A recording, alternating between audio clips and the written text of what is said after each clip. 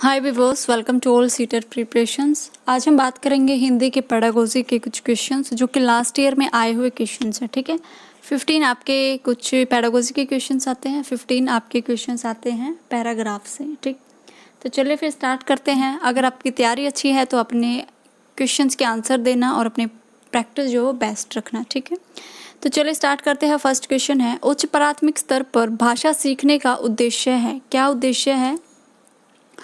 First है प्रश्नोत्तरी भाषण, अंताक्षरी का मात्र आयोजन करना, भाषा की बारीकी और सौंदर्य बोध को सही रूप से समझना, दूसरे के अनुभवों से जुड़कर सवालों के जवाब देना, या फिर निजी अनुभवों को केवल लिखकर अभिव्यक्त करना। तो लिखकर कभी भी आंसर आपके नहीं होंगे, और दूसरों के अनुभव से जुड़कर सवालों के जवाब देना, तो दूसरों के अनुभव क्या है हमें नहीं पता होंगे तो आंसर गलत हो जाएगा।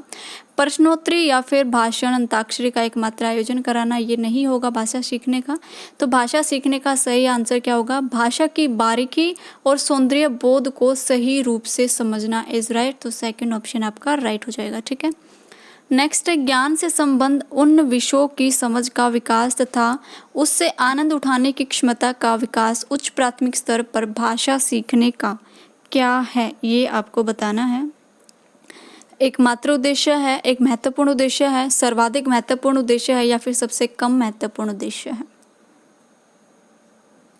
तो ये आपका आंसर हो जाएगा एक महत्वपूर्ण उद्देश्य। ठीक है, एक मात्र नहीं होगा, सर्वाधिक नहीं है, या फिर सबसे कम नहीं है, बल्कि एक महत्वपूर्ण उद्देश्य है। ठीक है, उसके बाद है, पढ़ने का क्या अर्थ है?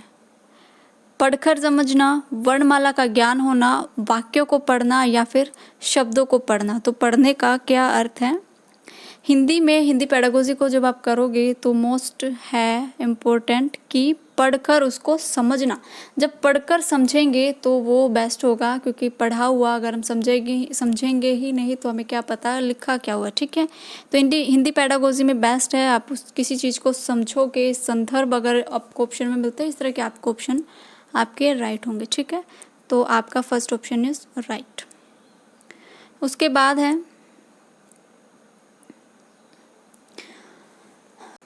नेक्स्ट क्वेश्चन हमारा, उच्च प्राथमिक स्तर पर भाषा सीखने में पाठ्य पुस्तक के अतिरिक्त कौन से संसाधन सामग्री सबसे महत्वपूर्ण है? तो यहाँ पर आपको बताना है कि पाठ्य पुस्तक को छोड़कर ऐसे कौन से साधन हैं जो हमारे लिए उपयोगी हैं। ठीक है, फर्स्ट है रेडियो नाटक, कविता पाठ, आयु अनुरूप साहित्य, या फिर समाचार पत्र। तो आयु के अनुरूप जो साहित्य होंगे, जो कॉमिक्स हम पढ़ते हैं, वो हमारे लिए बेस्ट होंगे। ठीक है, पाठ्य पुस्तक से अतिरिक्त। तो थर्ड ऑप्शन इज राइट।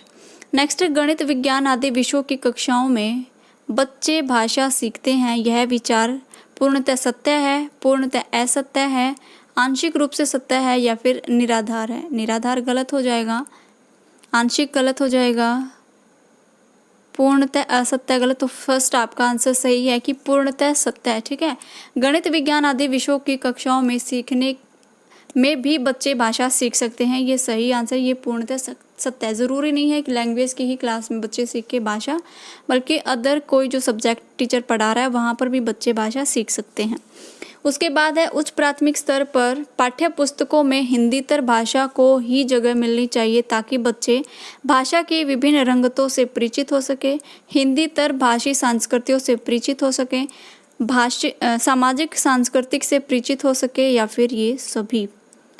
तो इसमें से कौन सा आंसर होगा? तो ये सभी बातें बिल्कुल सही हैं कि पाठ्य पुस्तक में हिंदीतर भाषा को ही जगह मिलनी चाहिए ताकि बच्चे विभिन्न रंगतों को भी से भी परिचित हो सके, हिंदी भाषी साहित्यकारों से भी परिचित हो सके, सामाजिक संस्कृति से भी परिचित हो सके। तो ये सभी आपका राइट आंसर, लास्ट वाला ऑप्शन इज राइट। ठीक है, नेक्स्ट है,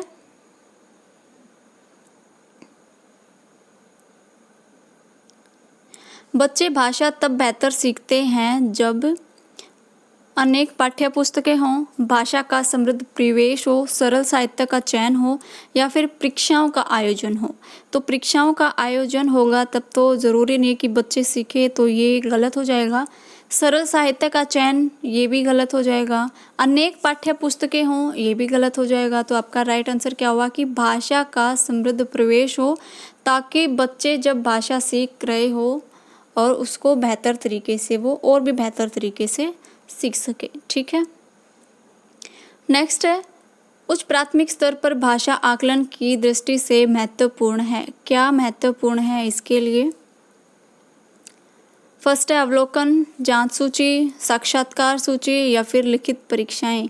लिखित परीक्षाएं तो कभी भी आंसर आपका होगा नहीं, साक्षात्कार सूची गलत हो जाएगी, तो जांच सूची भी गलत हो जाएगी, आपका आंसर हो जाएगा अवलोकन इज राइट। उच्च प्राथमिक स्तर पर भाषा आकलन की दृष्टि से सबसे महत्वपूर्ण है अवलोकन करना। ठीक है, नेक्स्ट है द्वितीय भाषा की पाठ्यचर्या का एक लक्ष्य है प्राकृतिक भाषा ज्ञान में अर्जित दक्षता के अनुरूप डैश दक्षता प्राप्त करती है। उच्च करती है, सर्वोत्तम करती है, औसत करती है या फिर बुनियादी करती है। तो इसके अकॉर्डिंग आपका जो राइट आंसर हो जाएगा वो हो जाएगा फोर्थ। ठीक है, राइट आंसर इज बुनियादी। उसके बाद नेक्स्ट है भाषा के विभिन्न कौशलों को डैश के रूप में पढ़ाने की अनुशंसा की जाती है, क्रमिक, एकीकृत, उच्च या फिर निम्न। तो आपका राइट आंसर हो जाएगा एकीकृत, the second option is right. ठीक है, नेक्स्ट देखते हैं क्वेश्चंस। व्याकरण शिक्षण की कौन सी विधि अपेक्षाकृत प्रभावी है? तो कौन सी ऐसी विधि है व्याकरण के लिए जो अच्छी मानी जाती है? आगमन विधि, निगमन विधि, सूत्र विधि या फिर पाठ्य वस्तु विधि। तो देखिए व्याकरण पढ़ाते हुए जो बेस्ट विधि मानी जाती है वो होती है आगमन विधि। ठीक है, कभी भी आपको ऑप्शन में मिल जाए पढ़ाने की जो विधि होती है या फिर व्याकरण हो कुछ भी, तो आगमन विधि हमेशा अच्छी होती है। आगमन विधि में सबसे पहले बच्चों को एग्जाम्पल दिया जाता है, उनको समझाया जाता है, उसके बाद उसको एक्सप्लेन किया जाता है जो भी बच्चों को पढ़ाना होता है। ठीक है, तो आगमन विधि बेस्ट है, फर्स्ट ऑप्शन इज राइट। उसके बाद नेक्स्ट है उच्च प्राथमिक स्तर पर भाषा की पाठ्य पुस्तक में रक्त और हमारा शरीर पाठ शामिल करने का मुख्य विचार डैश से जुड़ा हुआ है। क्या हमारा विचार है इससे पाठ्य पुस्तक में जुड़ा होना? तो फर्स्ट है विश्व की विभिन्न भाषाएं, संपूर्ण पाठ्यचर्या में भाषा, हिंदी भाषा के विभिन्न रंगतों या फिर विज्ञान संबंधी शब्दावली। तो इसके अकॉर्डिंग हमारा क्या आंसर हो जाएगा? हिंदी भाषा के विभिन्न रंगतों से जुड़ा हुआ है। ठीक है, तो थर्ड ऑप्शन इज करेक्ट। उच्च प्राथमिक स्तर पर भाषा की पाठ्य पुस्तक में रक्त और हमारा शरीर पाठ शामिल करने का विचार हिंदी भाषा के विभिन्न रंगतों से है। उसके बाद नेक्स्ट है त्रिभाषा फॉर्मूला भारत की डैश की चुनौती और डैश को संबोधित करने का प्रयास करता है। तो ये क्या प्रयास करता है?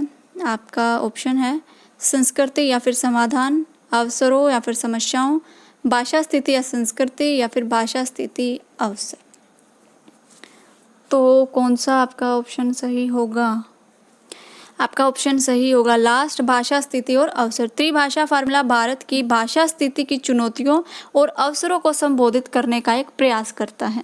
ठीक है, उसके बाद नेक्स्ट है लास्ट क्वेश्चन है ये, लिखने की क्षमता का विकास बोलने, सुनने और पढ़ने की क्षमता की संगति में होना चाहिए, यह विचार है। क्या विचार है ये? पूर्णतः असत्य है, पूर्णतः सत्य है, आंशिक रूप से सत्य है या फिर पूर्णतः निराधार है? तो इसके अकॉर्डिंग हमारा आंसर हो जाएगा ये है पूर्णतः सत्य। ठीक है, सेकंड ऑप्शन इज राइट कि लिखने की क्षमता का विकास बोलने, सुनने और पढ़ने की क्षमता में संगति में होना चाहिए, इसलिए आपका जो आंसर है वो है सेकंड, पूर्णतः सत्य। ठीक है, तो यही कुछ क्वेश्चंस थे आपके हिंदी पेडागोजी के, जो कि 15 क्वेश्चंस हो गए हैं, लास्ट ईयर में पूछे हुए क्वेश्चंस हैं। तो इसी तरह से आपको लास्ट ईयर के क्वेश्चंस पेपर देखने हैं अगर आप अपनी पेडागोजी को बेस्ट रखना चाहते हो, ज़्यादा से ज़्यादा मार्क्स स्कोर करना चाहते हो तो। ठीक है, क्योंकि बहुत सारे जो क्वेश्चंस हैं वो रिपीट भी होते हैं और इसी आधार पर क्वेश्चंस आपके सेट होते हैं। ओके, तो फिर मिलते हैं नेक्स्ट वीडियो में, तब तक के लिए आप अपनी तैयारी रखिए, बेहतर रखिए और अपना ख्याल रखें। Thank you.